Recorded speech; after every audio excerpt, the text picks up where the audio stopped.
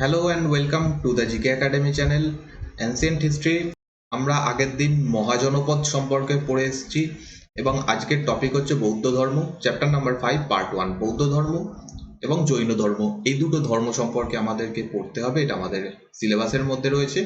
এবং বৌদ্ধ ধর্মের ওপর দুটো ক্লাস থাকবে এবং জৈন ধর্মের ওপর একটা ক্লাস থাকবে। তো টোটাল এই তিনটে ক্লাসের মাধ্যমে আমরা বৌদ্ধ ধর্ম এবং জৈন ধর্ম কমপ্লিট করব। তোমরা যারা আগের দিনের ক্লাসগুলো দেখোনি তারা এই চ্যানেলের প্লেলিস্টে গিয়ে মেন্স এক্সাম সেকশনের মধ্যে প্রাচীন ভারতের ইতিহাসের যে প্লেলিস্টটা দেখতে পাচ্ছ তার মধ্যে প্রত্যেকটা ক্লাস পরপর সাজানো রয়েছে। তোমরা সেখানে গিয়ে আগের ক্লাসগুলো দেখতে পারো। মূলত WBCS পরীক্ষার জন্য আমি এই প্লেলিস্টটা তৈরি করছি। এখানে প্রাচীন ভারতের ইতিহাস তোমাদেরকে বোঝাচ্ছি। বেসিক্যালি এটা হচ্ছে কনসেপ্ট ক্লিয়ার করার জন্য এই ক্লাসগুলো। তোমরা যে কোনো পরীক্ষার জন্য এই প্লেলিস্টটা কনসিডার করতে পারো। তোমরা অ্যানসিয়েন্ট হিস্ট্রির ওপর প্রপার নলেজ গেইন করবে, এটা আমি বলতে পারি। এবং যারা মেন্স পরীক্ষাতে অপশনাল হিস্ট্রি নিয়েছো তাদের জন্য এই ক্লাসগুলো ইম্পর্টেন্ট, কারণ আমি এখানে বোঝাচ্ছি। তো সমস্ত সুবিধা তোমরা এই ক্লাসগুলো থেকে পাবে। WBCS পরীক্ষার যারা প্রিপারেশান নিচ্ছ তারা এখন থেকে প্রথম থেকে ক্লাসগুলো দেখতে থাকো এবং পরপর রিভাইজও করতে থাকো। আমরা আজকে পড়বো বৌদ্ধিজম বা বুদ্ধ ধর্ম সম্পর্কে। এবং বৌদ্ধ ধর্ম সম্পর্কে পড়ার আগে আমাদের কিছু জিনিস বোঝার রয়েছে। ফার্স্ট কিছু জিনিস বোঝার রয়েছে যে হঠাৎ করে এই সময়তেই কেন ভারতে দুটো ধর্মের উত্থান ঘটলো। তবে শুধুমাত্র এই দুটো ধর্ম নয়, এছাড়াও অনেকগুলো ধর্ম এই সময় উত্থান লাভ করে, যেগুলোর কিছুটা অংশ আমি আগে আলোচনা করেছি। এবং বুদ্ধ ধর্ম এবং জৈন ধর্ম এই দুটো সম্পর্কে আলোচনা করব, তার সঙ্গে অন্যান্য যে ধর্মগুলোর উত্থান ঘটে সেগুলো সম্পর্কে আমরা একদম লাস্টে পড়ব। কিন্তু এই সময়তে এরকম নতুন নতুন ধর্মীয় মতের উত্থান কেন ঘটলো এবং আমরা এই সমস্ত নতুন যে ধর্মীয় মতগুলো তাতে দেখতে পাবো যে তাদের কনসেপ্টটা প্রায় সকলের সমান। তাদের প্রত্যেকেই একটা জিনিস তাদের মধ্যে কমন, সেটা হচ্ছে প্রত্যেকেই তারা ব্রাহ্মণ্য ধর্ম বা হিন্দু ধর্মকে রিজেক্ট করে।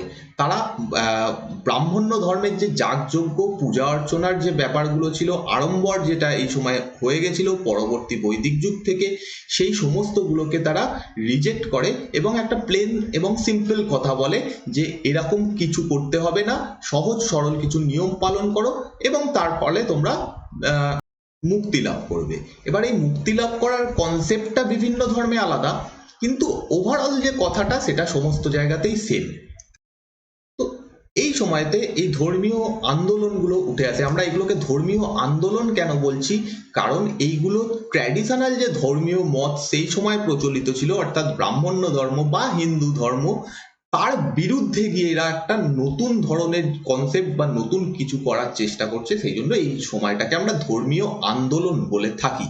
এবং এই যে ধর্মীয় মতগুলো, বুদ্ধিজম হোক, জৈনিজম হোক, বা আমরা পরে আজীবক, চার্বাক এদের সম্পর্কে পড়বো, এদের উত্থান কিন্তু অ্যাকচুয়ালি বৈদিক রীতিনীতি থেকেই এসছে, কিন্তু তারা বৈদিক যুগের যে আড়ম্বর আচার আচরণ রয়েছে সেগুলোকে রিজেক্ট করছে। আবার আরো একটা জিনিস যদি আমরা এই সময় পৃথিবীর ইতিহাসে দেখি তাহলে দেখতে পাবো শুধু ভারতে নয়, পৃথিবীর বিভিন্ন জায়গাতে এরকম ধর্মীয় আন্দোলন বা অন্য রকমের কথা উঠে আসতে শুরু করছিল। বিভিন্ন দেশে যে ট্র্যাডিশনাল ধর্ম মতগুলো প্রচলিত ছিল তার থেকে কিছু অন্যরকম কথা বিভিন্ন দেশের মানুষ, মানে কিছু ইম্পর্টেন্ট ব্যক্তিত্ব তারা বলতে শুরু করেন। যেমন আমরা যদি চীনের দিকে দেখি, চীনের একজনের এই সময় উত্থান ঘটে যার নাম হচ্ছে কনফুসিয়াস। ইরানেও এরকম একজন ধর্মীয় গুরুর উত্থান ঘটে যার নাম হচ্ছে জোরোস্টার। গ্রিসেও এরকম একজনের উত্থান ঘটে যার নাম হচ্ছে পারমেনিডেস। তো এরা সেম এই সমস্ত অঞ্চলে যে ধর্মীয় মতগুলো ছিল তাদের বিরুদ্ধে কথা বলতে শুরু করে কনফুসিয়াস বা জোরোস্টার এরা। এবং এরা প্রশ্ন তোলে, এদের মেন যে প্রশ্নটা ছিল সেটা হচ্ছে মেন যে ধর্মটা সেই সময় প্রচলিত ছিল এই সমস্ত দেশে, তারা যে কথাগুলো বলছে সেইগুলোকে আমরা পালন করব না, তার বদলে সহজ সরল কথা বলবো এবং মূলত সেখানে সমাজের কথা থাকবে, সোশ্যালিস্ট বা সমাজের কথা থাকবে, এইরকম ব্যাপারটা এরা জোর দেয়। এগেন সেম জিনিস ভারতেও হয়। ভারতে এই সময় সব থেকে বড় যে দুটো ধর্মের উত্থান ঘটে, একটা হচ্ছে বৌদ্ধ ধর্ম, সেকেন্ড হচ্ছে জৈন ধর্ম। তো এটাই এখানে বলা হচ্ছে, this religion emphasise that true happiness does not lie in material prosperity. তোমার মানুষকে যদি প্রকৃতভাবে খুশি হতে হয়, হ্যাপি হতে হয়, তাহলে তার জন্য তাকে মেটেরিয়াল প্রসপ্যারিটি বৃদ্ধি করতে হবে এরকম নয়, তার যে সম্পদ বৃদ্ধি হলেই সে খুশি হবে সেরকম নয়। সম্পদ না থাকলেও খুশি হতে পারে মানুষ, আবার যার কাছে প্রচুর সম্পদ রয়েছে সেও যে খুশি এরকম কথা এরকম নাও হতে পারে। তো এরা যেটা বলছে যে পারফরমেন্স অফ রিচুয়ালস, যে রীতিনীতি আচার আচরণ রয়েছে সেইগুলো, বা নন ভায়োলেন্স, এইগুলোর কথা বলছে। আচার আচরণকে তারা রিজেক্ট করছে, যে এরকম আচার আচরণ তোমাদেরকে মেনে চলতে হবে না। নন ভায়োলেন্স বা অহিংস জীবনযাপন করো, চ্যারিটি করো, দান ধ্যান করো, এইরকম জিনিসগুলোর কথা মেনলি এখানে উঠে আসছে। এবার ভারতের দিকে আমরা নজর দেব। আমাদের মেন টপিক হচ্ছে ভারত সম্পর্কে পড়া, ভারতের ইতিহাস সম্পর্কে পড়া। তো ভারতের যে দুটো ধর্ম, মানে দুটো বলতে সব থেকে বড় যে দুটো, অর্থাৎ জৈন ধর্ম এবং বৌদ্ধ ধর্ম, এই দুটো, এবং যে অন্যান্য যে ধর্মগুলো উঠে এসেছিল সেইগুলো ওঠার পিছনে কারণ কি ছিল, কজ অফ অরিজিন, এর পেছনে অনেকগুলো কারণ রয়েছে। প্রথম কারণ যদি আমরা আলোচনা করতে চাই, সেটা পাবো the Kshatriyas reaction against domination of Brahmin's.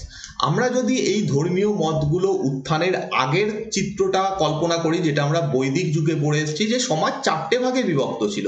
সেই চারটে যে বর্ণ, সেগুলো কি কি, ব্রাহ্মণ, ক্ষত্রিয়, বৈশ্য এবং শূদ্র। এদের মধ্যে সব থেকে বড় বা টপ পজিশনে কে রয়েছে, ব্রাহ্মণরা। অন্যদিকে সব থেকে কঠিন কাজ কারা করছে, ক্ষত্রিয়রা। তারা যুদ্ধ করছে, তাদের প্রাণের ঝুঁকি রয়েছে, তা সত্ত্বেও তারা যুদ্ধ করে একটা বড় সাম্রাজ্য বানাচ্ছে। সাম্রাজ্যের যারা মানুষ রয়েছে তাদেরকে শান্তিতে থাকার ব্যবস্থা করে দিচ্ছে। বাইরের থেকে যদি কেউ আক্রমণ করে, সেই আক্রমণ প্রতিহত করার তারা কাজ করছে। এই কাজটা সমস্ত কিছু করছে ক্ষত্রিয়রা। আমরা যদি টোটাল এই চারটে বর্ণের মধ্যে দেখি, ক্ষত্রিয়দের কাজটা সব থেকে টাফেস্ট ছিল, কিন্তু বর্ণ ব্যবস্থাতে তারা আসছে কোথায়, সেকেন্ড নম্বরে। অন্যদিকে ব্রাহ্মণদের কাজ কি, ব্রাহ্মণরা শুধুমাত্র পুজো করছে, আচার আচরণ পালন করছে, তাতেই তারা প্রথম পজিশনে চলে আসছে। তারা প্রচন্ড বেশি সম্মান পাচ্ছে, তাদের আর কিছু করতে হচ্ছে না। পরবর্তী বৈদিক যুগে যে কনসেপ্টটা ক্ষত্রিয়দের মধ্যে এসেছিল, যে যদি আমরা যাগযজ্ঞ করি, পূজা অর্চনা করি, তাহলে আমরা যুদ্ধে জিততে পারবো, আমাদের প্রাণের ঝুঁকি কম থাকবে। কিন্তু এই সময় থেকে আস্তে আস্তে তারা বুঝতে শুরু করে যে যুদ্ধ জেতার জন্য শুধুমাত্র যাগযজ্ঞ বা আচার আচরণ পালন করলেই চলছে না। নিজেদের এবিলিটি, আমাদের শক্তি, সেটাও ক্ষয় হচ্ছে, আমাদেরও প্রাণের ঝুঁকি থাকছে, কিন্তু তা সত্ত্বেও আমাদের থেকে বেশি সমাজে প্রভাব বিস্তার করছে বা সব থেকে বেশি সম্মান পাচ্ছে ব্রাহ্মণরা। এবং দিনে দিনে এটা বৃদ্ধি পাচ্ছে। এরম নয় যে ব্রাহ্মণদের যা সমাজে সম্মান ছিল সেটা ফিক্সড, সেটা দিনে দিনে বৃদ্ধি পাচ্ছে। ব্রাহ্মণদের প্রভাব প্রতিপত্তি বৃদ্ধি পাচ্ছে, তাদের কাছে অর্থ বৃদ্ধি পাচ্ছে। তখন এই ক্ষত্রিয় শ্রেণী এটার বিরুদ্ধে কথা বলতে শুরু করে। তাদের মধ্যে থেকে একটা অসন্তোষ উঠে আসতে শুরু করে, যে আমরা কেন ফার্স্ট থাকবো না, আমরা কেন সেকেন্ডে থাকবো। এর প্রমাণ কি দেখতে পাবো, আমরা এটা বলছি, এটা যে আমি বললাম সেটার মেন আমাদের একটা প্রমাণ দরকার। আমরা দেখতে পাবো যে বৌদ্ধ ধর্ম হোক বা জৈন ধর্ম, বৌদ্ধ ধর্মের যিনি প্রতিষ্ঠাতা অর্থাৎ গৌতম বুদ্ধ, জৈন ধর্মের প্রধান যিনি প্রতিষ্ঠাতা তিনি হচ্ছেন মহাবীর। তার আগে অনেকজন ছিলেন, কিন্তু মহাবীরই মেন। এরা দুজনেই ক্ষত্রিয় ক্ল্যান থেকে উঠে আসছেন, দুজনেই ক্ষত্রিয়। এছাড়াও আমরা যদি অন্যান্য যারা ধর্মীয় গুরু, যেগুলো আজীবক, চার্বক, যে অন্যান্য যে ধর্মগুলো এই সময় উঠে এসেছিল তাদের দিকে দেখি, তারা প্রত্যেকেই ক্ষত্রিয় বর্ণ থেকে উঠে আসছে। তাহলে নিশ্চয়ই একটা ক্ষত্রিয়দের মধ্যে অসন্তোষ ছিল, সেই জন্যই ক্ষত্রিয় শ্রেণীর থেকেই এরা উঠে আসছে। নেক্সট কারণ হচ্ছে rise of new agricultural economy with demanded animal husbandry. দেখো, সেকেন্ড যে পয়েন্টটা এই ধর্মগুলো উঠে আসার পিছনে, আমরা এর আগে আমরা আলোচনা করে এসেছি যে এই সময় জমির পরিমাণ বৃদ্ধি পেতে শুরু করছে। কৃষকরা ভাবছে যে আমাদের কাছে আরো জমি থাকলে আমরা বেশি চাষ করতে পারবো, আমাদের বেশি ফসল উৎপন্ন হলে আমরা বেশি লাভ করতে পারবো। তো এই এগ্রিকালচারাল ইকোনমি এটাও একটা বড় কারণ। যত বড় জমি হবে তত বেশি পশু লাগবে। কেন লাগবে, সেই সময় ট্রাক্টর ছিল না, চাষ করতে গেলে লাঙলের প্রয়োজন, এবং লাঙল কে টানবে? গরু বা মহিষ এরা টানবে। আমরা এর আগে দেখে এসেছি যে ব্রাহ্মণ্য ধর্মে যাগযজ্ঞের পরিমাণ যেমন বৃদ্ধি পেয়ে গেছিল, সেই সঙ্গে পশু বলিও বৃদ্ধি পেয়ে গেছিল। আমরা আগে এটা আলোচনা করে এসেছি। তো যদি বেশি সমাজে পশু বলি হয়, পশু হত্যা হয়, তাহলে কৃষিকাজের জন্য পশুর পরিমাণ কমে যাবে। কৃষকরা এবার ভাবতে থাকে যে আমাদের পশু বলি দিয়ে যে লাভটা হচ্ছে, তার থেকে বেশি যদি এই পশুগুলোকে বাঁচিয়ে রাখতে পারি, তাহলে আমাদের লাভ বৃদ্ধি পাবে। এবং এই সময়ে যে ধর্মগুলো উঠে আসে, বিশেষত আমরা যেহেতু আজকে মূলত বৌদ্ধ ধর্ম এবং জৈন ধর্ম সম্পর্কে পড়ছি, এই দুটো ধর্মেরই একটা কথা কমন ছিল, সেটা হচ্ছে নন ভায়োলেন্স, অর্থাৎ পশু হত্যা করা যাবে না। পশু হত্যার সম্পর্কে এরা বলে যে পশু হত্যা খারাপ, এগুলো করা যাবে না। তো কৃষকদের এটা সুবিধা হয়ে যায়। তারা দেখছে যদি আমরা এই ধর্মীয় মতগুলো গ্রহণ করি, তাহলে আমাদের যে গৃহপালিত পশু রয়েছে সেগুলোকে হত্যা করতে হচ্ছে না, সেগুলো থাকছে এবং সেগুলোকে আমরা সম্পদ হিসেবে জমিতে কাজে লাগাতে পারবো। এটা একটা বিশাল বড় কারণ এই সময় এই ধর্মীয় মতগুলো পপুলার হওয়ার জন্য। প্রচুর যারা শ্রমিক ছিল, যারা কৃষক ছিল, তারা প্রত্যেকে এই ধর্মটা গ্রহণ করে এই একটাই কারণে যে এখানে নন ভায়োলেন্স, পশু হত্যা ইত্যাদির কথা কম বলা হয়েছে। নেক্সট হচ্ছে patronizing of Buddhism and Jainism by Vaishyas and other mercantile groups who wanted better social status a region of peace. আমরা আগের দিন, এই জন্য আমি আগের দিনের কথা বারে বারে বলছি, কারণ এই ক্লাসটা পুরোপুরি আগের দিনের কনসেপ্টের সঙ্গে ম্যাচ করছে। মানে আগের দিনের কনসেপ্ট আমরা যা যা পড়ে এসেছি সেগুলো এখানে কাজে লাগবে। তো তোমরা যদি আগের দিনের ক্লাসটা না দেখে থাকো, বিশেষত ব্রাহ্মণ্য ধর্ম, পরবর্তী বৈদিক যুগ, পূর্ববর্তী বৈদিক যুগ, পরবর্তী বৈদিক যুগ এবং মহাজনপদ কাল, এই তিনটে ক্লাস তোমাদের আগে দেখতে হবে, তারপর এই ক্লাসটা বুঝতে পারবে। তাও আমি এখানে একটু একটু করে আলোচনা করছি।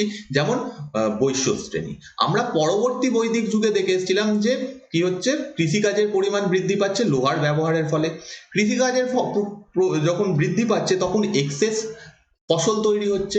এবার এই এক্সেস অতিরিক্ত যে ফসলটা রয়েছে তাদের কাজে লাগছে না অতটা ফসল, তখন তারা ভাবতে থাকে যে আমরা এই ফসলটা নিয়ে কি করব। তাদের মাথায় একটা নতুন বুদ্ধি আসে যে যাদের কাছে ফসল নেই তাদেরকে এগুলোকে রপ্তানি করো, অর্থাৎ এইখান থেকে ব্যবসা বৃদ্ধি পাচ্ছে। এবার শুধু কৃষিজ পণ্য নয়, অন্যান্য কাজ শুরু হচ্ছে, লোহার হাতিয়ার তৈরি করা, লোহার যন্ত্রপাতি তৈরি করা, পাথরের জিনিস তৈরি করা, মৃৎপাত্র তৈরি করা, এগুলো বৃদ্ধি পাচ্ছে, এগুলো এক্সেস হচ্ছে। এবং এগুলোকেও তারা ভাবছে যে এগুলো আমরা এক্সট্রা জিনিস নিয়ে কি করব, সেগুলোকে আমরা ব্যবসা করি।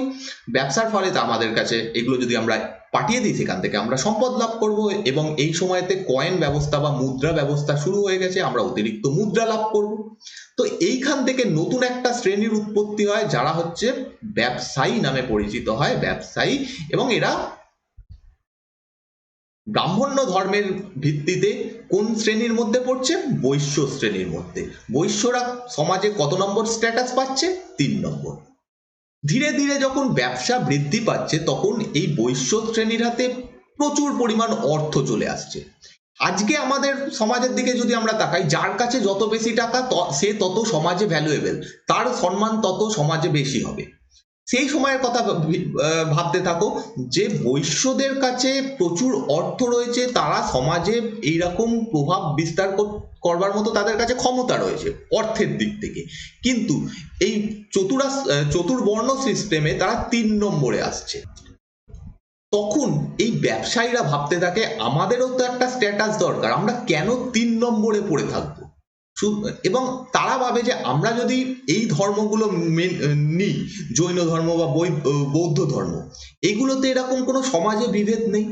এখানের কোনো ব্যাপার নেই যে ব্রাহ্মণ প্রথমে থাকবে, ক্ষত্রিয় সেকেন্ডে থাকবে, এরকম কোনো ব্যাপার নেই। অতএব ব্যবসায়ীরা বুঝতে পারে যদি আমরা এই ধর্মগুলো গ্রহণ করি, তাহলে আমাদের কাছে যদি অর্থ থাকে আমরা সমাজে প্রতিপত্তি লাভ করব। তো এটাও একটা বড় কারণ বৈশ্য শ্রেণী ব্যাপকভাবে এই ধর্মগুলো গ্রহণ করে। তাহলে আমরা 3টে শ্রেণী দেখছি। রাজা যারা, অর্থাৎ ক্ষত্রিয় শ্রেণী, তারাও ভাবছে যে আমরা উপরের দিকে উঠবো, সমাজে আমরা সম্মান পাবো। কৃষক যারা, তারাও অ্যাকচুয়ালি বৈশ্য শ্রেণীর মধ্যেই পড়ে। তো কৃষকরাও ভাবছে আমাদেরও যদি স্ট্যাটাস বৃদ্ধি পায় আমাদেরও এটা হবে, আমাদের যদি পশুগুলো হত্যা না হয় তাহলে আমাদের ভালো হবে। তো তারাও ভাবছে যে এই ধর্ম নেব। ব্যবসায়ীরা ভাবছে আমাদের যদি বেশি অর্থ থাকে আমরা তাহলে সমাজে স্ট্যাটাস লাভ করব। তো সেই জন্য তারাও এই ধর্ম গ্রহণ করে। এবং এই জন্য এই ধর্মগুলো এই সময় এতটা বেশি বৃদ্ধি পেয়ে যায়। এবং একটা টাইমে আমরা গিয়ে দেখতে পাবো যে ব্রাহ্মণ্য ধর্ম সমাজ থেকে প্রায় মুছে গেছে। এই মাঝখানের যে পিরিয়ডটা যখন থেকে মৌর্যরা শাসন করতে শুরু করছে, সেই সময় থেকে আমরা দেখব যে বিশেষত বৌদ্ধ ধর্ম সমাজে প্রধান ভূমিকা পালন করছে। জৈন ধর্ম তার থেকে একটু কম হলেও যথেষ্ট ভালো অবস্থায় রয়েছে। এবার এটাও কেন, কারণ দুটো ধর্মের মধ্যে বৌদ্ধ ধর্মই কেন এতটা বেশি বিস্তার লাভ করলো সেটা আমরা পরের দিন যখন জৈন ধর্ম পড়বো তখন জেনে নেবো। তো এই সময় 5 মার্ক কয়েন, 5 মার্ক বলতে 5 চিহ্নযুক্ত কয়েন, এই সময় যে কয়েনগুলো ব্যবহার করা হতো সেগুলো 5খানা চিহ্ন থাকতো। আমি পাশে হয়তো ছবি অ্যাড করেছি, এটা হচ্ছে 5 মার্ক কয়েন।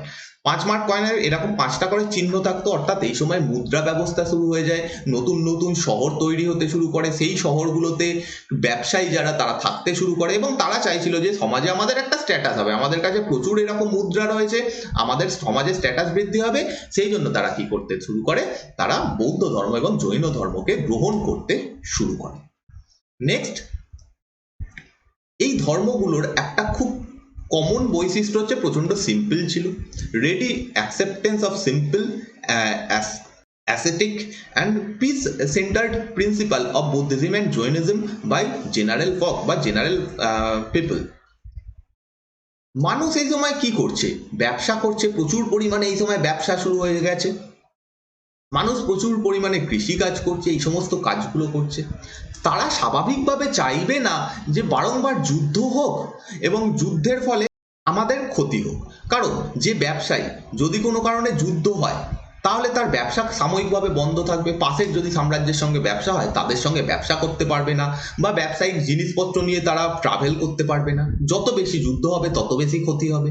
কৃষকদের অবস্থাও সেম, যদি যুদ্ধ হয় সেই সময় কৃষিকাজের প্রবলেম হবে।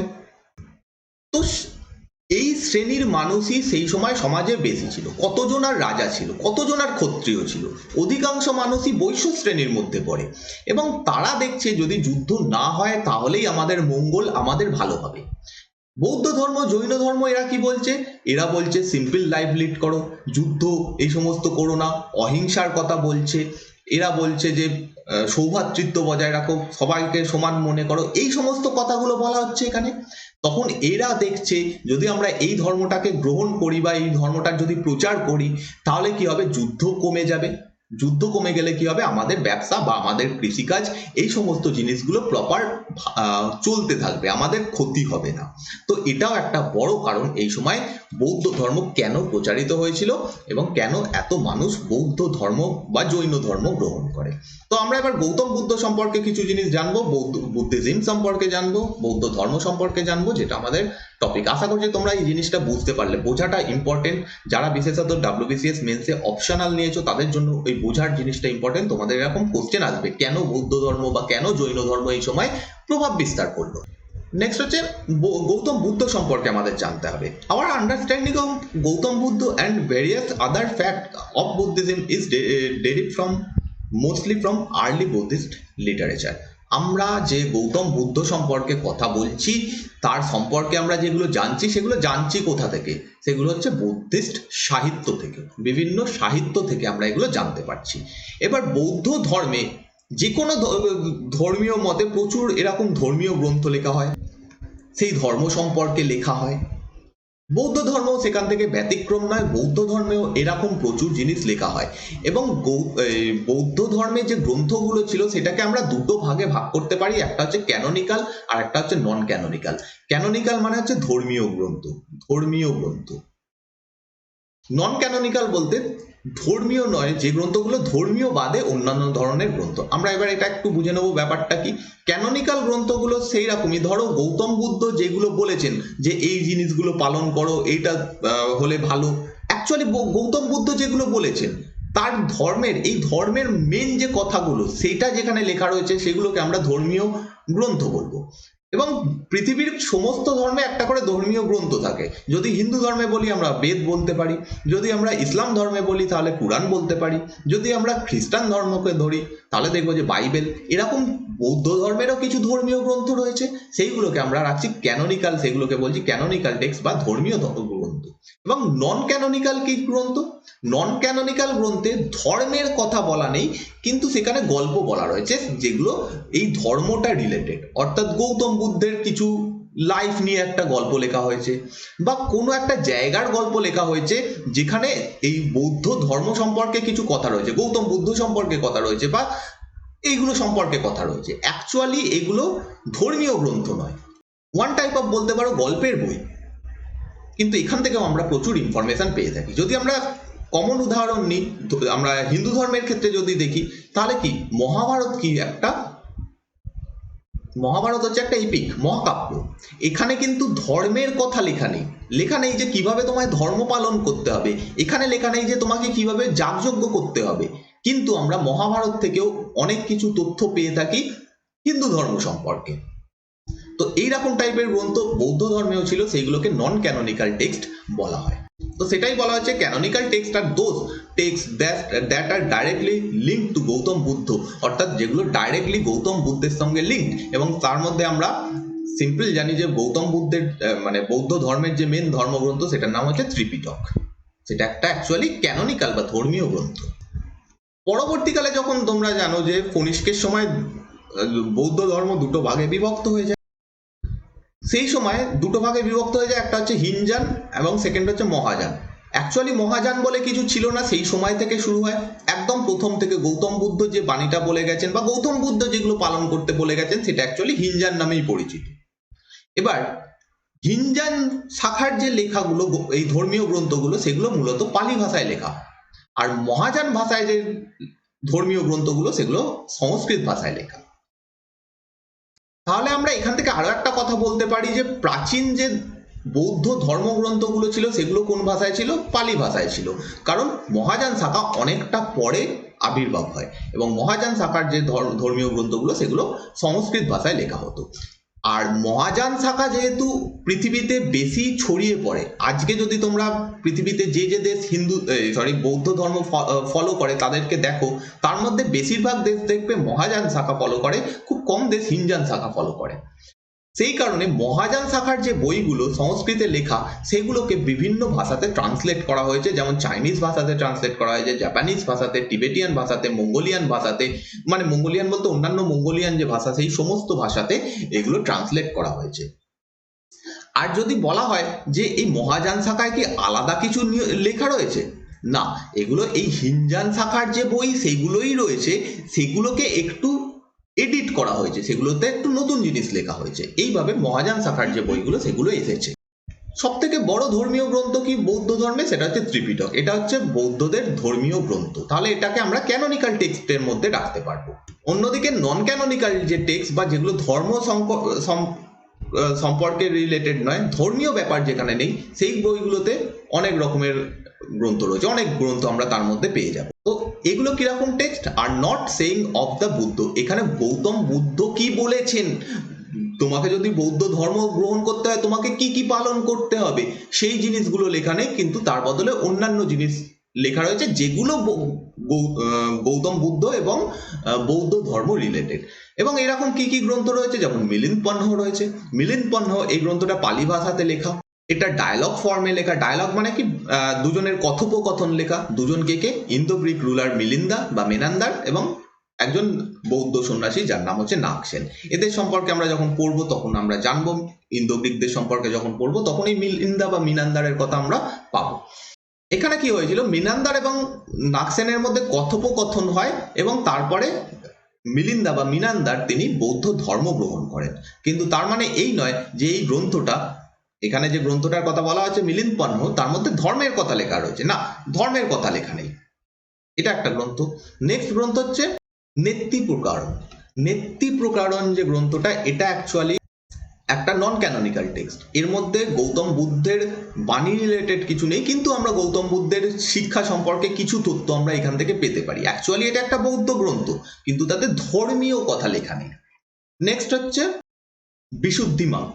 বিশুদ্ধি মার্গা, এটা পালি ভাষাতে হচ্ছে বিশুদ্ধি মার্গ এবং সংস্কৃত বা যদি বাংলাতে লেখো সেটা হবে বিশুদ্ধি মার্গ, ঠিক আছে, বিশুদ্ধি মার্গ। এই গ্রন্থটা রচনা করছেন কে? বুদ্ধ ঘোষ। এখানে বুদ্ধের লাইফ স্টোরি লেখা রয়েছে, মানে গৌতম বুদ্ধ কি করেছেন, কিভাবে তিনি কি কি করেছেন, সেই সমস্ত জিনিস লেখা রয়েছে। তার মানে এই নয় যে এটাতে গৌতম বুদ্ধের বাণী লেখা রয়েছে, গৌতম বুদ্ধ সম্পর্কে লেখা রয়েছে, এবং এখান থেকে আমরা অনেক তথ্য পেয়ে থাকি। বিশুদ্ধি মার্গ হচ্ছে প্রথম গ্রন্থ যেখান থেকে আমরা বুদ্ধের জীবন সম্পর্কে জানতে পারছি, ফার্স্ট সব থেকে পুরনো গ্রন্থ যেটার থেকে আমরা গৌতম বুদ্ধের সম্পর্কে জানতে পারছি। দুটো ফেমাস গ্রন্থ যার নাম হচ্ছে দীপবংশ এবং মহাবংশ, এটা শ্রীলঙ্কার গ্রন্থ, শ্রীলঙ্কায় লেখা হয়েছিল, এটাও পালি ভাষাতে লেখা, এবং এখানে দেখা যাচ্ছে এটা একটা হিস্টোরিক্যাল এভিডেন্স যে কিভাবে বৌদ্ধ ধর্ম শ্রীলঙ্কাতে প্রচারিত হয়। এখান থেকে আমরা মহেন্দ্র, সঙ্ঘমিত্রা এদের নামগুলো পেয়ে থাকি, অশোকের নাম এখান থেকে পেয়ে থাকি। তো এই জিনিসগুলোর আমরা এখান থেকে পেয়ে থাকি, এখান থেকে তথ্য পাচ্ছি।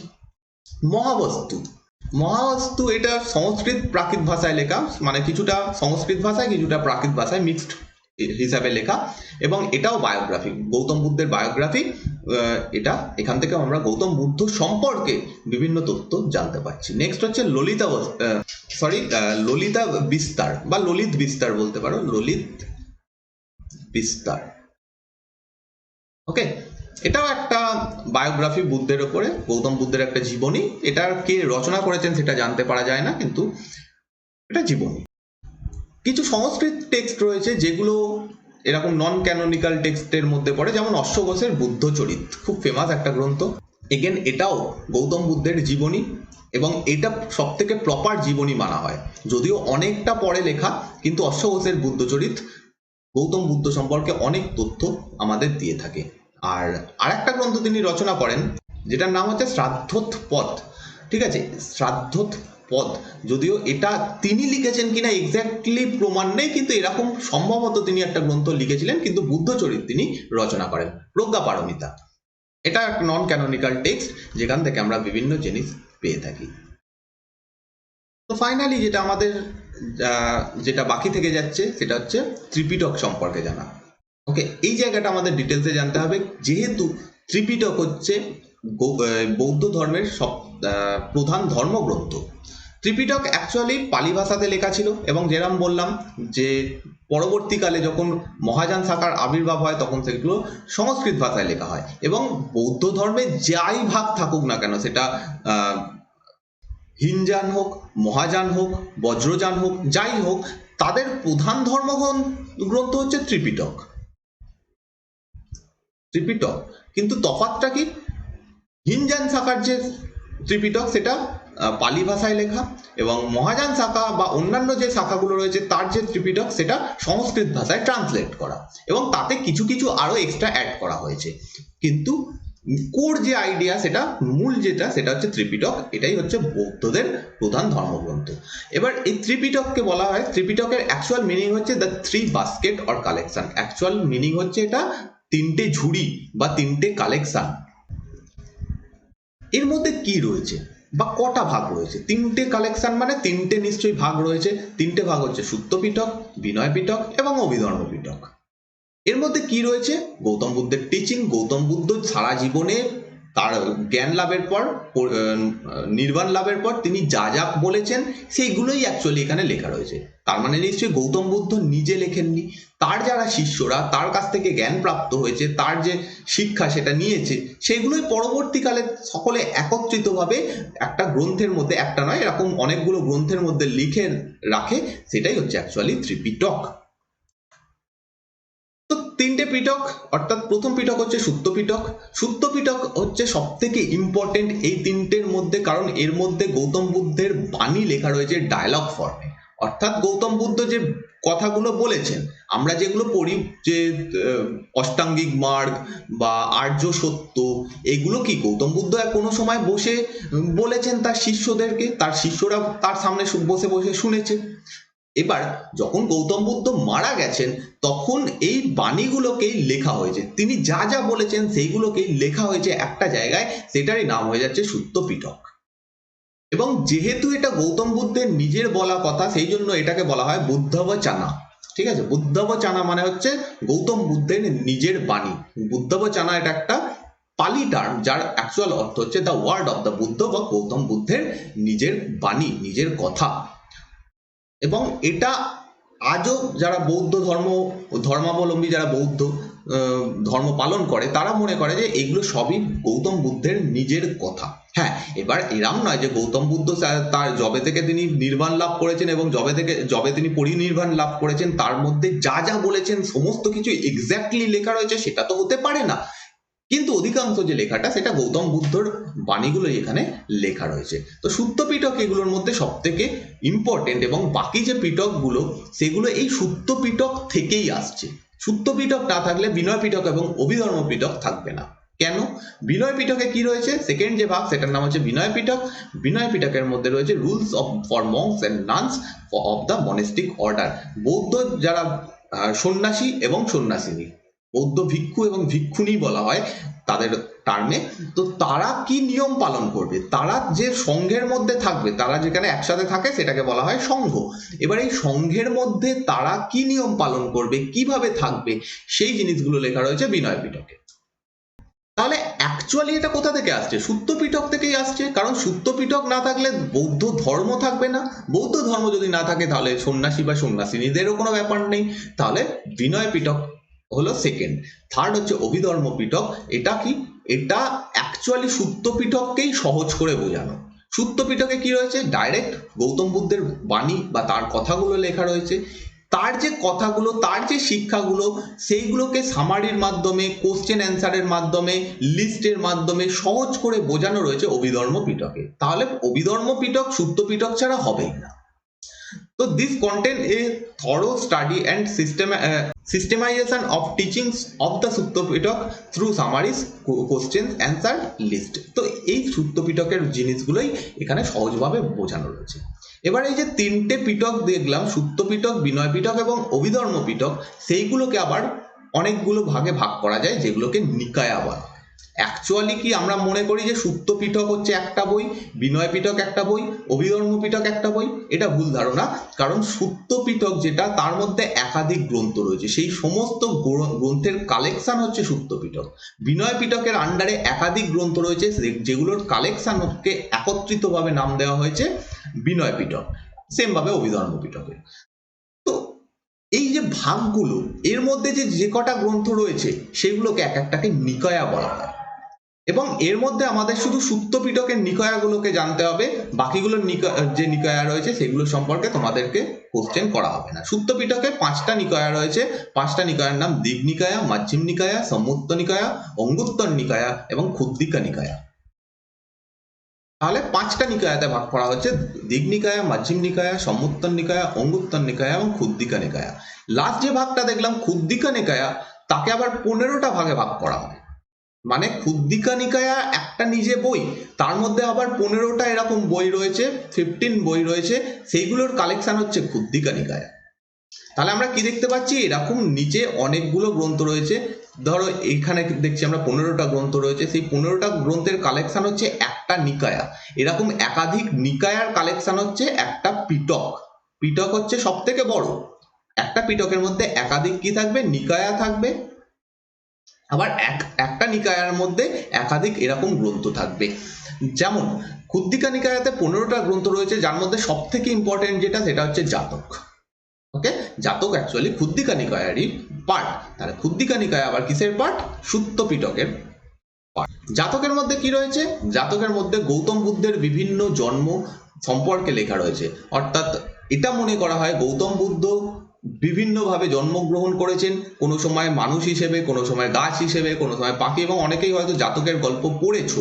তো সেই জাতকের যে গল্পগুলো, অ্যাকচুয়ালি এখানে স্টোরি, গল্পই লেখা রয়েছে, তাতে একটা মরাল লেখা রয়েছে। তো সেই রকম ভাবে মানে তার একটা মরাল রয়েছে।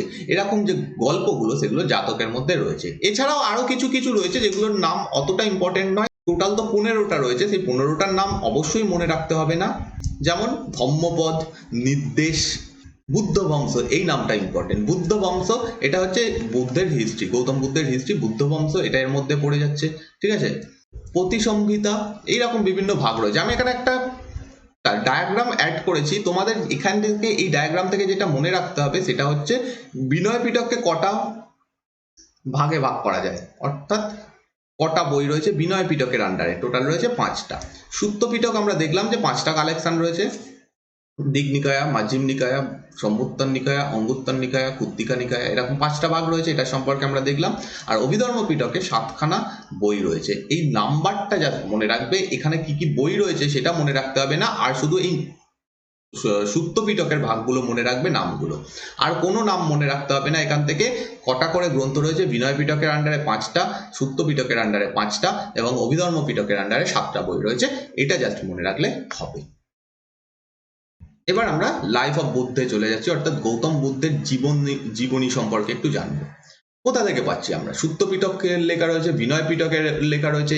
এছাড়াও পরবর্তীকালে আমরা যেগুলো দেখলাম গৌতম বুদ্ধের বায়োগ্রাফি, যেগুলো নন ক্যানোনিক্যাল টেক্সট, নামটা মনে আছে নিশ্চয়ই, নন ক্যানোনিক্যাল যে টেক্সটগুলো, যেমন বুদ্ধচরিত, তারপর আছে মহাবস্তু, তারপরে নিদান কথা, এটাও একটা নন ক্যানোনিক্যাল টেক্সট। এই সমস্ত টেক্সট থেকে, এই সমস্ত গ্রন্থ থেকে আমরা গৌতম বুদ্ধের সম্পর্কে জানতে পারছি।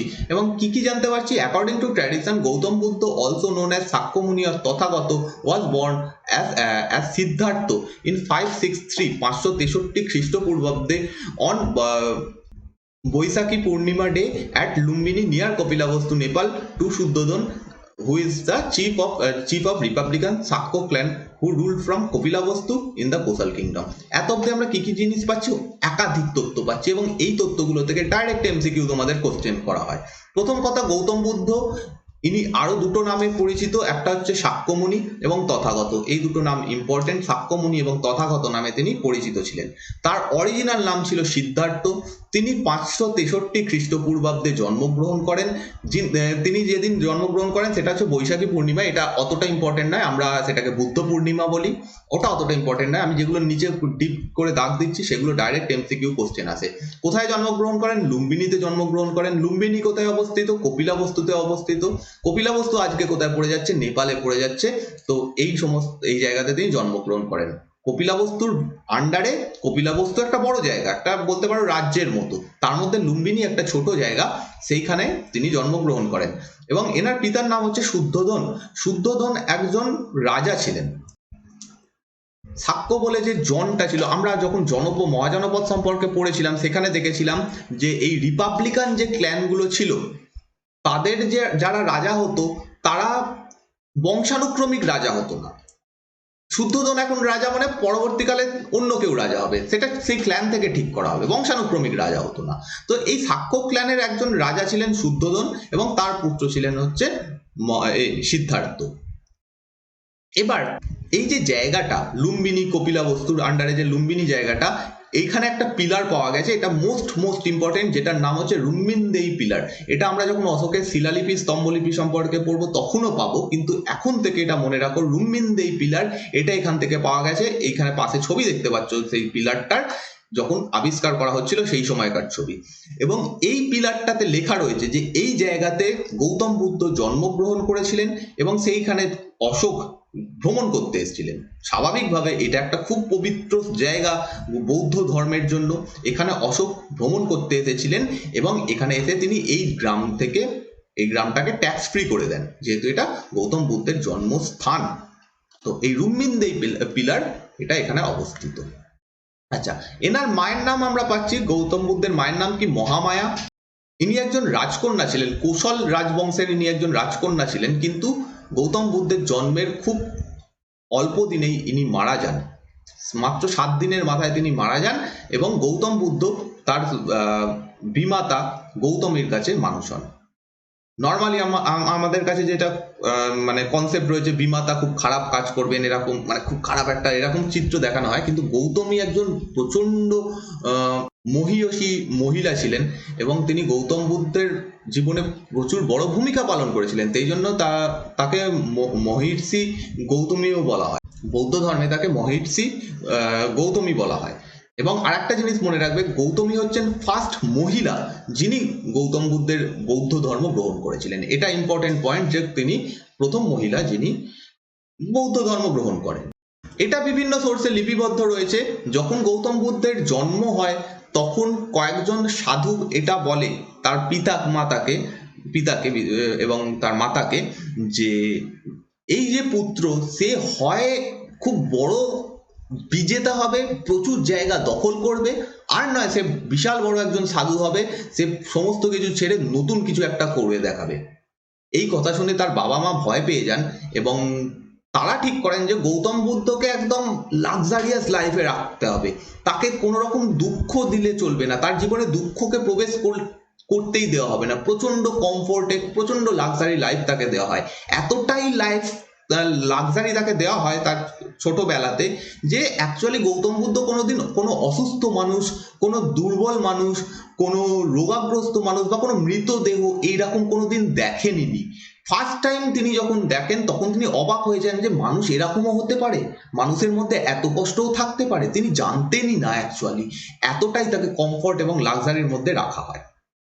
মাত্র 16 বছর বয়সে, সেই সময় ছোট বয়সেই বিবাহ হয়ে যেত, 16 বছর বয়সে তার বিবাহ হয়ে যায়। তার পত্নীর নাম ছিল যশোধরা। এই নামগুলো খুব ইম্পর্টেন্ট, আমি যেগুলোতে নিচে বড় করে মার্ক করছি সেগুলো মনে রাখবে, সেগুলো কোশ্চেন করা হয়। আচ্ছা, যশোধরা তার সঙ্গে তার বিবাহ হয় এবং তার একটা পুত্রও হয় যার নাম হচ্ছে রাহুল। রাহুল তার পুত্রের নাম ছিল। 29 বছর বয়সে তিনি গৃহত্যাগ করেন।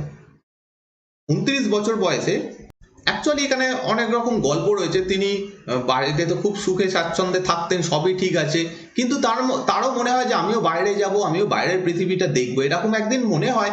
এবং তিনি তার যে ফেভারিট ঘোড়া, তার প্রিয় ঘোড়া এবং তার সহিসকে নিয়ে বেরিয়ে পড়েন। সেটা ছিল তার 29 বছর বয়সে। এরকম কোশ্চেন করা হয় কত বছর বয়সে তিনি গৃহত্যাগ করেন। এবং তিনি প্রথমে ঘুরতে ঘুরতে একটা রোগাগ্রস্ত মানুষ দেখেন, রোগাগ্রস্ত বলতে সরি, একজন বৃদ্ধ মানুষ দেখেন, ওল্ড ম্যান দেখেন, একজন দুর্বল মানুষ দেখেন, সিক, সে প্রচন্ড দুর্বল, একটি মৃতদেহ দেখে এবং একজন সাধুকে তিনি দেখেন। এরকম চারজনকে দেখেন। প্রবলেমটা হচ্ছে এইরকম মানুষদের তিনি এর আগে কোনোদিনই দেখেননি, এতটাই কমফোর্টের মধ্যে তাকে রাখা হয়েছিল। তিনি তাদেরকে দেখে অবাক হয়ে যান যে মানুষ এরকম হতে পারে, মানুষ এত বয়স্ক হতে পারে, মানুষ এত দুর্বল হতে পারে। এবং এই সমস্ত দেখে তিনি ফাইনালি কি করেন, পুরোপুরিভাবে গৃহত্যাগ করেন, তিনি আর ফিরেই আসেন না। এবং তার সঙ্গে কে কে ছিল, এই দুটো নাম খুব ইম্পর্টেন্ট। তার ফেভারিট যিনি সহিস ছিলেন তার নাম হচ্ছে চান্না। ফেভারিট ঘোড়া ছিল কন্টক, এই ঘোড়ার নাম ছিল তার কন্টক। এখানে একটা দেখতে পাচ্ছ ওয়াল পেন্টিং মানে গ্রাফিক্স, যেখানে এটা দেখানো হয়েছে। এই ঘটনাটাকে কি বলা হয়, মহাবিনিষ্ক্রমণ। ঠিক আছে, মহাবিনিষ্ক্রমণ মানে কি, তিনি যে সেই বাড়ি ছেড়ে চলে এলেন, বাড়ি গৃহত্যাগ করে সংসার ত্যাগ করে বেরিয়ে এলেন, সেটাকে বলা হয় মহাবিনিষ্ক্রমণ। সেটার একটা চিত্র এখানে এরকম ভাবে দেখানো হয়েছে। তার ফেভারিট হর্স যার নাম হচ্ছে কন্টক, তার যে সহিস তার নাম হচ্ছে চান্না। ওকে, এই দুজনের সঙ্গে তিনি বেরিয়ে পড়েন। এবারে তার বেরিয়ে পড়ার উদ্দেশ্য কি, তার মনে প্রশ্ন জেগেছে যে এরকম মানুষের মধ্যে তিনি একটা জিনিস বুঝতে পারেন, মানুষের মধ্যে কষ্ট রয়েছে। সমস্ত মানুষ কষ্ট কষ্ট তার সবার মধ্যে রয়েছে। এই কষ্টের কারণ কি, কেন মানুষ কষ্ট পায় এবং এই কষ্ট থেকে মুক্তির উপায় কি, এই দুটো তার মনে সব থেকে বড় কোশ্চেন ছিল। এবার তিনি ভাবতে থাকেন যে কার কাছ থেকে এই তথ্যগুলো পাবো, এটা সম্পর্কে জানতে পারবো। তার দুজনের কথা মনে পড়ে যারা তাকে ছোটবেলাতে পড়াশুনো করিয়েছেন, শিক্ষা দিয়েছেন। তার দুজন টিচার, একজনের নাম আলরা কালমা এবং আরেকজনের নাম উদিকা রামাপুত্র। এটা অর হবে না মাঝখানে, এনার পুরো নাম ছিল উদ্দিকা বা উদিকা রামাপুত্র। উদিকা, এইগুলো একটু এই পয়েন্টগুলো খুব ইম্পর্টেন্ট। আলরা কালমা এবং উদিকা রামাপুত্র, এরা দুজন তার টিচার ছিলেন। এবং আলরা কালমা ছিলেন বৈশালী থেকে এবং উদিকা রামাপুত্র ছিলেন রাজগৃহ থেকে। আলরা কালমা তার ছোটবেলার টিচার ছিলেন, ফার্স্ট টিচার ইনি ছিলেন, প্রথম টিচার বলা হয় ইনি ছিলেন। এবং ইনি তাকে মেডিটেশন করতে শিখিয়েছিলেন, বিভিন্ন শিক্ষা দিয়েছিলেন অ্যাকচুয়ালি তার ছোটবেলাতে। উদিকা রামাপুত্র তার টিচার ছিল। এদের কাছে গিয়ে তিনি জানতে চান যে এইগুলোর কারণ কি এবং এগুলোর মুক্তির উপায় কি। এরা দুজন বলেন যদি তুমি এগুলোর থেকে মুক্তি পেতে চাও, তোমাকে জীবনে খুব কঠিন কাজ করতে হবে, শরীরকে প্রচন্ড কষ্ট দিতে হবে, যা করতে হবে, ধ্যান করতে হবে, এরকম কথা তারা বলেন। গৌতম বুদ্ধ বলেন ওকে ঠিক আছে, এটাই যদি করতে হয় সেটা করেই জানবো যে আমার কিভাবে এইরকম এই কষ্ট কারণ কি এবং কষ্ট থেকে মুক্তির উপায় কি। তো তিনি 5 জন সঙ্গীও পেয়ে যান। একজনের নাম কোডান্না, এই নামগুলো ইম্পর্টেন্ট, খুব ইম্পর্টেন্ট নাম, তোমরা এই 5 জনের নামই অবশ্যই মনে রাখবে। কোডান্না, নেক্সট হচ্ছে ভদ্র, থার্ড বাপ্পা, মহানামা এবং অসহ্যি। এই 5টা নাম অবশ্যই তোমাদের মনে রাখতে হবে, কারণ এরাই 5জন হচ্ছেন গৌতম বুদ্ধের ফার্স্ট 5জন শিষ্য, তাই জন্য এদের নামটা মনে রাখতে হবে। কোদান্না, পদ্ম, তারপর হচ্ছে বাপ্পা, মহানামা বা মহানাম, বাংলা করলে হবে মহানাম, এবং অসহ্যি। এদেরকে সঙ্গে নিয়ে তিনি সেরকম জীবনকে কষ্ট দিতে শুরু করেন, কঠিন আচার আচরণ পালন করতে শুরু করেন, ধ্যান করতে শুরু করেন, কিন্তু এর ফলে গৌতম বুদ্ধের শরীর পুরো অসুস্থ হয়ে পড়ে, পুরোপুরিভাবে ভেঙে যায়। এবং এরা 5জনও বুঝতে পারে যে এদেরও এরকমই কিছু উদ্দেশ্য ছিল, কিন্তু তারা 5জন বুঝতে পারে যে অ্যাকচুয়ালি এই গৌতম বুদ্ধ, তখনও তো গৌতম বুদ্ধ তার নাম নয়, তার নাম বর্ধমান, এই সিদ্ধার্থ। তারা বুঝতে পারেন যে সিদ্ধার্থের সঙ্গে থেকে কোনো লাভ হচ্ছে না, তারা সিদ্ধার্থকে মানে গৌতম বুদ্ধকে ছেড়ে চলে যান। গৌতম বুদ্ধ এবার একা হয়ে পড়েছেন, তার শরীরও ভেঙে পড়েছে। তখন তিনি ভাবতে থাকেন যে এই সমস্ত করে কঠিন কাজকর্ম করে মানে ধ্যান করে শরীরকে কষ্ট দিয়ে অ্যাকচুয়ালি লাভ কিছু হচ্ছে না, আমার প্রশ্নের আমি উত্তর পাচ্ছি না। তখন তিনি সিম্পলি একটা গাছের নিচে ধ্যানস্থ অবস্থায় বসে পড়েন।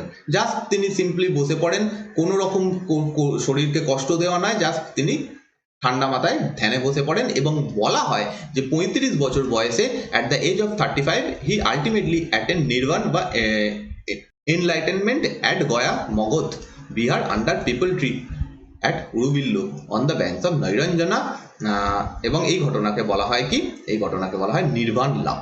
এখানে একটা তোমরা ছবি দেখতে পাচ্ছ, এখানে কি হয়, ফাইনালি গৌতম বুদ্ধ এখানে যে ধ্যানে বসে পড়েন সেটা একটা অশ্বত্থ গাছ ছিল।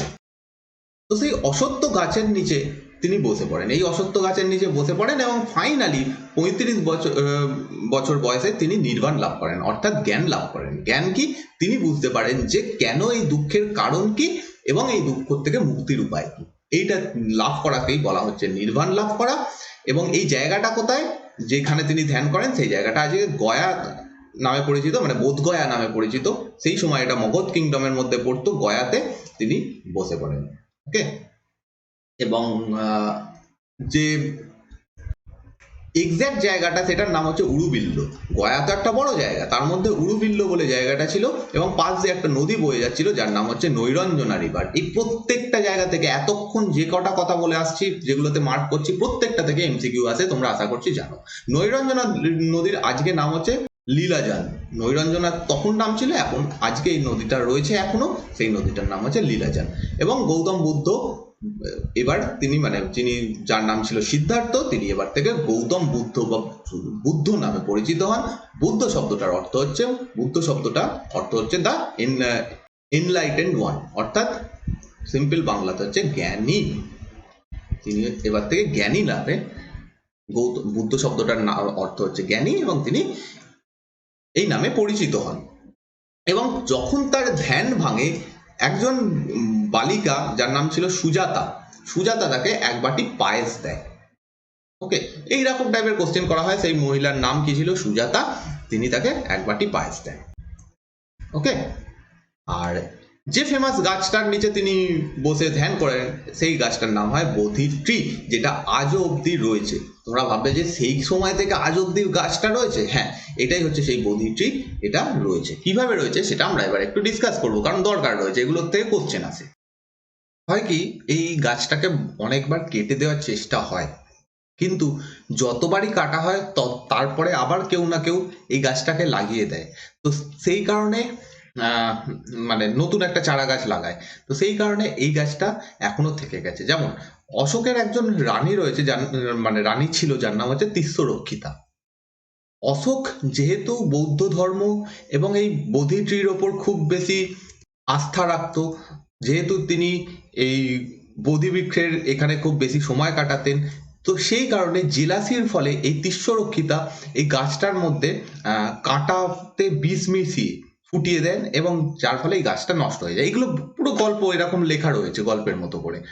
তো এটা কবে হচ্ছে, অশোকের সিংহাসন আরোহণ করার 19th ইয়ারে, 19 নম্বর বছরে এরকম একটা ঘটনা ঘটে। She cause the tree to be killed by means of মন্ডুর থ্রোন, কাঁটার মাধ্যমে তিনি বিষ মিশিয়ে এর মধ্যে বিঁধে দেন, এবং যার ফলে গাছটা মরে যায়। অশোক অনেক কষ্টে এই গাছটাকে আবার পুনরায় রক্ষা করেন, নতুন গাছ লাগিয়ে এইভাবে করেন। এরপরে বলা হয় যে পুষ্যমিত্র শুঙ্গ এই গাছটাকে কেটে দিয়েছিলেন, যেহেতু পুষ্যমিত্র শুঙ্গ ব্রাহ্মণ্য ধর্মের ফলোয়ার ছিলেন, সেই জন্য তিনি এই গাছটাকে সম্ভবত কেটে দিয়েছিলেন। আবার তারপরে শশাঙ্ক এই গাছটাকে কেটে দিয়েছিলেন বলে মনে করা হয়। কিন্তু যতবারই এরকম বললাম যে যতবারই কাটা হয় ততবারই তিনি মানে এই গাছটাকে কেউ না কেউ লাগিয়ে দিয়েছে। আজকেও এই গাছটা এই সেম জায়গাতে রয়েছে। আচ্ছা, এই গাছটার একটা শাখা শ্রীলঙ্কায় অশোক পাঠিয়েছিলেন এবং শ্রীলঙ্কাতেও এই বোধি ট্রি এখনো পর্যন্ত রয়েছে। The Buddha delivers his first sermon on deliverance from suffering to his 5 former companion. পাঁচজনকে তিনি তার প্রথম যে সেই 5 জনের নাম আমরা দেখে এলাম, বললাম যে ওই 5 জনের নাম ইম্পর্টেন্ট, কারণ এই 5 জনকেই তিনি তার যে বাণী সেটা প্রচার করেন প্রথমবার। তাদের সঙ্গে আবার দেখা হয়, তাদেরকে তিনি যে জ্ঞানটা লাভ করেছেন ধ্যান করার মাধ্যমে সেটা তিনি দান করেন। কথিত আছে যে গৌতম বুদ্ধ প্রথমে কি জন্য তিনি ধ্যান করেছিলেন বা কেন তিনি এটা জানতে চেয়েছিলেন। নিজের জন্য। তিনি নিজে ভাবছিলেন যে কেন মানুষের এত কষ্ট সেটা আমি জানবো, কি করে কষ্টের উপায় পাওয়া যায় সেটা জানবো। তো তিনি প্রথমে ভেবেছিলেন যে ঠিক আছে আমি জানবো, ইটস ওকে। কিন্তু পরে তিনি ঠিক করেন যে না, আমি যেটা জেনেছি সেটা বাকিদেরকেও জানাবো, সিম্পলি আমি আমার কথাগুলো অন্যদেরকে জানাবো। এবং প্রথমবার যখন তিনি এই বাণী প্রচার করেন সেইটাকে বলা হয় ধর্মচক্র প্রবর্তন। মোস্ট ইম্পর্টেন্ট, ধর্মচক্র প্রবর্তন এটা কোথায় দেওয়া হয়? Deer park at Sarnath. সারনাথের এখানে দেখতে পাচ্ছ হরিণের ছবি, তো এটা একটা কনসেপ্ট পিকচার, এরকম ছবি আঁকা হয়েছে পরবর্তীকালে। তো একটা ডিয়ার পার্ক বলতে হরিণের যে বন, সেরকম একটা হরিণের বনে তিনি এই বাণী প্রচার করেন তার 5 জন সেই পুরনো বন্ধুদেরকে। কোথায়? সারনাথে। ঠিক আছে। এবং যখন এই বাণী প্রচার করেন, তিনি তার কথাগুলো বলেন, তখন এই 5 জন খুব ইমপ্রেসড হয় এবং এরা 5 জন হয়ে যায় শিষ্য। তো ফার্স্ট 5 জন শিষ্য হচ্ছেন এই আমরা যার আগের নাম থেকে এলাম, যেমন কোডান্না, ভদ্দ, বাপ্পা, অসজ্জি, আর একজনের নাম মহানাম। এদের 5 জনকে তিনি জ্ঞান দেন, মানে তার বাণী প্রচার করেন। আর একটা কোশ্চেনও করা হয় যে গৌতম বুদ্ধ সব থেকে বেশি বাণী প্রচার কোন জায়গাতে করেন? সেই জায়গার নাম হচ্ছে শ্রাবস্তি। এখানে লেখা নেই, এটা একটু লিখে নেবে, শ্রাবস্তি। এটাও কোশ্চেন করা হয়। কেন? কারণ হচ্ছে শ্রাবস্তিতে তিনি বেশিরভাগ সময়টা, জীবনের বেশিরভাগ সময়টা এই শ্রাবস্তিতেই কাটিয়েছিলেন। স্বাভাবিকভাবে তিনি যেখানে বেশি কাটিয়েছেন সেখানেই বেশি বাণী প্রচার করেছেন। তো শ্রাবস্তি জায়গাটার নাম এই জন্য ইম্পর্টেন্ট। এবং এইভাবে তিনি প্রথম 5 জন, তারপরে আস্তে আস্তে প্রচুর মানুষ তার কাছ থেকে এই কথা শুনতে আসে। মানে অনেকের কাছে প্রচার হয়ে যায় যে গৌতম বুদ্ধ বলে একজন কেউ রয়েছেন যিনি খুব ভালো সহজ কথাবার্তা বলছেন, তিনি কিছু বাণী বলছেন। তা এরকম প্রচুর মানুষ তার সঙ্গে জুড়তে থাকে এবং প্রচুর শিষ্য হতে থাকে। এবং যখন এরকম শিষ্য প্রচুর হতে থাকে তখন সংঘ তৈরি হয়, যেখানে বৌদ্ধ ধর্মের যারা সন্ন্যাসী বা সন্ন্যাসিনীরা থাকবেন, সেই জায়গাটাকে সংঘ বলা হয়। তো এরকম সংঘ তৈরি হতে থাকে। আলটিমেটলি এইভাবে তিনি 80 বছর বয়সে মারা যান। কোন জায়গাতে? কুশীনগরে। কুশীনগর কোথায় পড়ে? মল্ল কিংডম, মল্ল মহাজনপদের মধ্যে পড়ে। এবং তার এই মৃত্যুটাকে বলা হয় পরিনির্বাণ লাভ করা, যেটা তোমরা এখানে ছবিতে মানে একটা মূর্তির মাধ্যমে দেখানো হয়েছে, সেটা তোমরা দেখতে পাচ্ছ। এই জিনিসটাকে বলা হচ্ছে মহাপরিনির্বাণ। পরিনির্বাণ এবং নির্বাণ লাভের মধ্যে যে মেন তফাৎ হচ্ছে, নির্বাণ লাভ মানে কি? জীবনের যে দুঃখ কষ্ট রয়েছে তার থেকে মুক্তি। পরিনির্বাণ লাভ মানে হচ্ছে সম্পূর্ণভাবে মুক্তি, অর্থাৎ মৃত্যু। নির্বাণ লাভ যখন তিনি করছেন তখন কি হচ্ছে, কেন মানুষের কষ্ট রয়েছে, জীবনে কষ্ট কি, কষ্টের কারণ কি, সেইগুলো সম্পর্কে জানতে পারছেন এবং তার ফলে কি সেইগুলোর থেকে তিনি মুক্তি পাচ্ছেন। সেটাকে আমরা বলছি নির্বাণ লাভ করা। নির্বাণ লাভ করা। অন্যদিকে পরিনির্বাণ হচ্ছে যখন তিনি পুরোপুরিভাবে মারা যাচ্ছেন, তার বয়স হয়েছিল 80 বছর, সেই সময় তিনি মারা যান। গৌতম বুদ্ধের শেষ বাণী যিনি শোনেন তার নাম হচ্ছে সুভদ্র এবং আনন্দ। সুভদ্র একজন ব্যক্তি যিনি ঘুরতে ঘুরতে এসে পৌঁছন গৌতম বুদ্ধের কাছে এবং তার বাণী শেষবারের মতো শোনেন। এবং আনন্দ হচ্ছে গৌতম বুদ্ধের সব থেকে ফেভারিট শিষ্য ছিল। এরা দুজন, এই দুটো নাম ইম্পর্টেন্ট। যদি এখন কোশ্চেন চেঞ্জ প্যাটার্ন মানে কোশ্চেন চেঞ্জ করা হয়, একটু ঘুরিয়ে কোশ্চেন করা হয়, তাহলে এই নামগুলো আসতে পারে, সুভদ্র এবং আনন্দ। আনন্দর সঙ্গে তার সম্পর্ক ছিল, আনন্দ অ্যাকচুয়ালি তার কাজিন ছিল, কাজিন মানে হচ্ছে ভাইপো, তার ভাইপো ছিল হচ্ছে আনন্দ, এবং তার প্রধান শিষ্য ছিল হচ্ছে এই আনন্দ। অন্যদিকে আরো কিছু তার ফেভারিট যারা শিষ্য ছিলেন তাদের নাম হচ্ছে কাশ্যপ আর কাশ্যপ, একই নাম মানে হচ্ছে কাশ্যপ। এই কাশ্যপ হচ্ছে সব থেকে জ্ঞানী শিষ্য ছিল, এবং উপালি বলে একজন বারবার মানে হচ্ছে যিনি নাপিত। তো এখানে তো কোনো বর্ণের বিভেদ ছিল না, সমাজের নিচু মানুষ সমাজের উঁচু মানুষ সবাই জয়েন করতে পারতো। এইখানে যেমন বৌদ্ধ ধর্মে একজন নাপিত রয়েছে, এরকম প্রচুর নিচু শ্রেণীর মানুষ তথাকথিত যাদেরকে বলা হতো ব্রাহ্মণ্য ধর্ম অনুযায়ী, তারা এসে জয়েন হতে শুরু করেন। তো উপালি এরকম একজন নিচু শ্রেণীর মানুষ ছিলেন।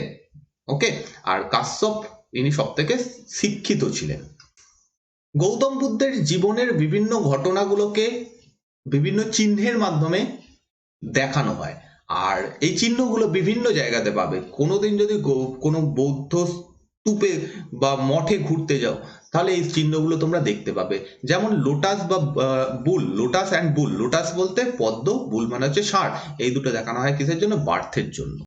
অধিকাংশ ক্ষেত্রে লোটাসটাকেই ব্যবহার করা হয়, বুলটাও একটা চিহ্ন মানে এরকম চিহ্ন অনেক সময় ইউজ করা হয়, কিন্তু মেনলি মনে রাখবে লোটাস। পদ্ম হচ্ছে জন্মের জন্য যে চিহ্নটা, সেটা হচ্ছে জন্মের ভিত্তিতে দেখানো হয়। নেক্সট হচ্ছে হর্স, ঘোড়া। ঘোড়া হচ্ছে কেন? যখন তিনি বাড়ি থেকে বেরিয়ে পড়েন, সংসার ছেড়ে বেরিয়ে পড়েন, কি ছিল তার সঙ্গে? একটা ঘোড়া ছিল। তো সেই জন্য ঘোড়া চিহ্নটাকে দেখানো হয়, যে মহাপরিনির্বাণ, যে মহাপরিনির্বাণ বলছি, মহাভিনিষ্ক্রমণ যে ঘটনাটা, সেটাকে বোঝানোর জন্য ঘোড়ার চিহ্নটা ইউজ করা হয়। বোধিট্রি, যেখানে তিনি জ্ঞান লাভ করেন অর্থাৎ নির্বাণ লাভ করেন, সেটা বোধিট্রি, বোধিবৃক্ষ হিসেবে ছবি হিসেবে দেখানো হয়, যেটা তোমরা এখানে দেখতে পাচ্ছ। যেখানে জ্ঞান লাভ করেন সেখানে এরকম চিহ্ন, মানে জ্ঞান লাভ করাটা এরকম চিহ্নের মাধ্যমে দেখানো হয়। ধর্মচক্র প্রবর্তন, অর্থাৎ তার প্রথম যে বাণী, সেটাকে হুইল বা চক্রের মাধ্যমে দেখানো হয়, এই চিহ্নটার মাধ্যমে দেখানো হয় তার প্রথম বাণী প্রচার, যেটাকে আমরা ধর্মচক্র প্রবর্তন বলেছি। আর তার মৃত্যুকে স্তূপ এর চিহ্নে দেখানো হয়, এটা হচ্ছে তার মৃত্যু, এবং স্তূপ চিহ্নটা দেখানো হয় নির্বাণ লাভ করাকে বোঝাতে। ওকে, এরপর যেটা রয়েছে সেটা হচ্ছে তার শিক্ষা, অর্থাৎ বৌদ্ধ ধর্মে অ্যাকচুয়ালি বলা কি রয়েছে সেটা আমরা পরের দিন পড়বো। তোমরা এই আমাকে আনএকাডেমিতে ফলো করতে পারো। আমি আনএকাডেমিতে ফ্রি লাইভ ক্লাস নিচ্ছি, এই ক্লাসগুলোতে তোমরা আমাকে ফলো করতে পারো। এবং এই ফ্রি ক্লাসগুলো বুধবার থেকে রবিবার রাত্রি 9টার সময় আমি নিই। এর সাথে সাথে ইউটিউবেও আমি লাইভ ক্লাস নিচ্ছি, ইউটিউবে মঙ্গলবার রাত্রি 9টাতে লাইভ ক্লাস নিচ্ছি। তোমরা ইউটিউবেও আমার লাইভ ক্লাসে অংশগ্রহণ অবশ্যই করো, এবং তার সাথে সাথে আনএকাডেমির ক্লাসগুলো করো। তোমরা অনেক হেল্প পাবে, প্রচুর কোশ্চেন আমি এখানে করাচ্ছি, একদম বেসিক থেকে অ্যাডভান্স লেভেলের কোশ্চেন, এবং যেহেতু ফ্রি ক্লাস, এর সুবিধাগুলো তোমরা অবশ্যই নাও। যারা আনএকাডেমি অ্যাপ ডাউনলোড করোনি, প্লে স্টোর থেকে আনএকাডেমি অ্যাপ ডাউনলোড করে সর্বজিৎ 10 কোড ইউজ করে তোমরা এই ক্লাসগুলো, ফ্রি ক্লাসগুলো করতে পারবে। আশা করবো তোমরা সবাই এই ক্লাসগুলোতে জয়েন করবে, এবং নিচে ডেসক্রিপশনে লিঙ্ক দেওয়া রয়েছে, সেখান থেকে জয়েন করতে পারবে। আজকে 2রা জুন সকাল 9টা থেকে একটা আনএকাডেমি মক টেস্ট নেওয়া হচ্ছে, এবং এই মক টেস্টটাও ফ্রি মক টেস্ট। তোমরা যে কেউ এই মক টেস্টে জয়েন করে প্রাইজ জিততে পারবে। তো তোমরা যদি প্রাইজ জিততে চাও, এবং তার থেকে বড় কথা, যদি তোমরা এরকম একটা মক টেস্ট দিতে চাও WBP ওয়েস্ট বেঙ্গল পুলিশ পরীক্ষার জন্য, তোমরা অবশ্যই আনএকাডেমির ফ্রি মক টেস্টের সুবিধাগুলো নাও। 100 নম্বরের কোশ্চেনে এখানে পরীক্ষা হবে, এবং 60 মিনিট, 1 ঘন্টা টাইম থাকবে। তোমরা অবশ্যই এই টেস্টটা সকলে দাও। ওকে, নিচে ডেসক্রিপশনে লিঙ্ক রয়েছে, সেখান থেকে তোমরা এটা পেয়ে যাবে, পরীক্ষার লিঙ্ক পেয়ে যাবে। অবশ্যই সকলে পরীক্ষা দাও 9টা থেকে। আর যদি তোমরা আনএকাডেমিতে প্লাস সাবস্ক্রিপশন নিতে চাও, তাহলেও এবং তোমাদের প্রিপারেশনকে আরো জোরদার করতে চাও, তাহলে এখনই নিতে পারো। আনএকাডেমি কিছু সুবিধা দিচ্ছে তোমাদেরকে, অবশ্যই এই সময় প্লাস সাবস্ক্রিপশনও নিতে পারো। Thank you for watching this class. তোমরা পিডিএফটা পেয়ে যাবে এই চ্যানেলের টেলিগ্রাম চ্যানেলের লিঙ্ক তোমাদের নিচে ডেসক্রিপশনে রয়েছে, সেখান থেকে পিডিএফ পাবে। তবে এখন পাবে না, পুরো ক্লাসটা হয়ে যাক বুদ্ধিজম, তারপরে আমি পিডিএফটা দিয়ে দেবো। Thank you for watching this class. দেখা হচ্ছে নেক্সট দিনের ক্লাসে।